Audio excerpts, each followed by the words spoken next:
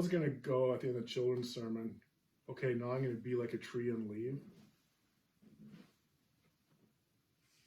But Pam said that was really lame, so I'm not going to do that, okay? So anyways, COVID humor, I guess. Just a couple of things I want to talk about today on a serious note with us being together. You've heard that we have a place up north in the Lakewood area, and we've been once in a while going up there to quarantine and to be together, and we packed up our last load and brought everything back for the winter this past Saturday. And as we were driving back, I don't know if you remember what the weather was like, but it was amazing.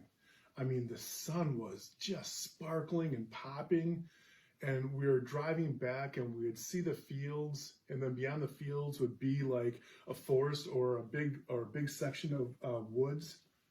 And the sun is shining down, and you could see the bright reds, the oranges, the yellows, and the browns, and just God's majesty and awe at work about God's creation. And it was almost like it was, for every section of woods that we saw, it almost looked like a choir singing, from God's creation. And it's almost like four parts too, right? We have the sopranos and the altos and, the tenors and the basses for representing all the four different colors, like the browns, the oranges, the reds, and the yellows. And it was beautiful. And the imagery of the psalm came to mind about sing to the Lord a new song. Sing to the Lord all the earth. And later on in the psalm, beyond what we read today, even the trees of the woods shout for joy. Isn't that cool? Now, one of the things that I want us to remember is that we can join all of creation in singing to the Lord a new song. We can join all of the trees, the choruses of trees that are dropping their melody from their branches onto God's holy earth. We can share the melody of all creation and join in the choir of singing praise and honor to this majestic God who has created something beautiful that we call Earth and the universe and the cosmos. God deserves to be praised and honored. We've been given life, and each breath is such a gift that we can be and remind ourselves to live in the present moment, this moment right now. And we can look around and see the gift of God's creation. We can look around and feel with each breath we take that we've been given a gift. And that's a beautiful thing. The psalmist later on says, ascribe to the Lord. You families of the peoples, ascribe to the Lord honor and power. Ascribe to the Lord the honor due the holy name. Ascribe to the Lord. And then the psalmist earlier says, majesties and magnificent are in your presence.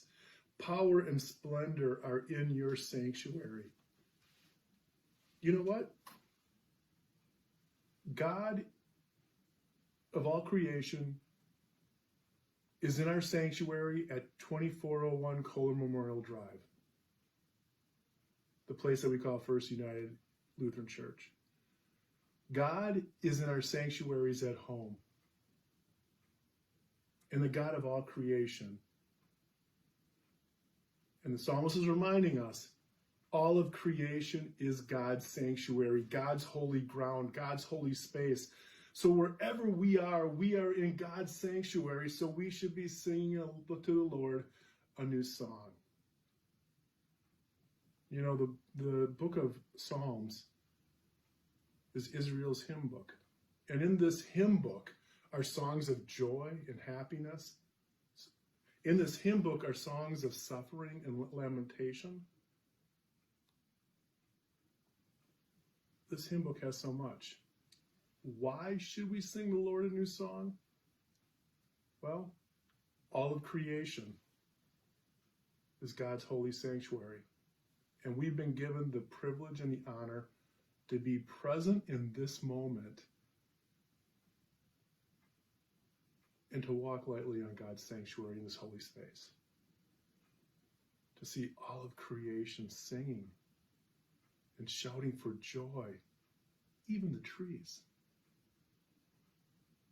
Because our God is inescapable. I close my message today reading you from Psalm 139, verses 1 to 18. I just want you to take a moment, and I want you to close your eyes. And I want you to breathe in and be in this present moment right now. And please let me close with this psalm. O Lord, you have searched me and known me. You know when I sit down and when I rise up. You discern my thoughts far away. You search out my path and my lying down, and are acquainted with all of my ways. Even before a word is on my tongue, O Lord, you know it completely. You hem me in, behind and before, and lay your hand upon me. Such knowledge is too wonderful for me. It is so high, I cannot attain it. Where can I go from your spirit? Or where can I flee from your presence? If I ascend to heaven, you are there. If I make my bed in Sheol, you are there. If I take wings of the morning and settle at the farthest limits of the sea, even there your hand shall lead me, and your right hand shall hold me fast. If I say, surely the darkness shall cover me, and the light around me become like night, even the darkness is not dark to you. The night is as bright as the day, for darkness is as light to you. For it was you who formed my inward parts. You knit me together in my mother's womb. I praise you, for I am fearfully and wonderfully made. Wonderful are your works, that I know very well. My frame was not hidden from you. When I was being made in secret, intricately woven in the depths of the earth, your eyes beheld my unformed substance. In your book were written all the days that were formed for me, when none of them yet existed. How weighty to me are your thoughts, O God. How vast is the sum of them. I try to count them. They are more than the sand. I come to the end. I come to the end. I am still with you.